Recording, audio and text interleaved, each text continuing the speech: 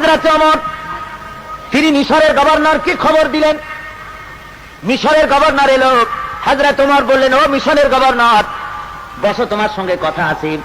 ছেলেকে ডেকে বললেন, আব্দুল্লাহ তাড়াতাড়ি ঘরের মধ্য থেকে কিছু খাবার নিয়ে আসো।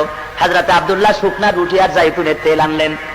হযরত ওমর বিসমিল্লাহ বলে খাওয়া শুরু করে দিলেন। তেলে ভিজাইয়া শুকনা রুটি খাচ্ছেন আর জিজ্ঞেস করছেন, গভর্নর তোমার মিশরের গোশতের দাম কত, আটার দাম কত, রুটির দাম কত, জিজ্ঞেস করতেছেন।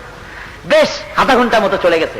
মিশরের গভর্নর বলছেন, আমিরুল মুমিনিন, আপনি কিন্তু অর্ধেক খাওয়া শেষ করছেন, আমি এখনো বিসমিল্লাহ বলিনি।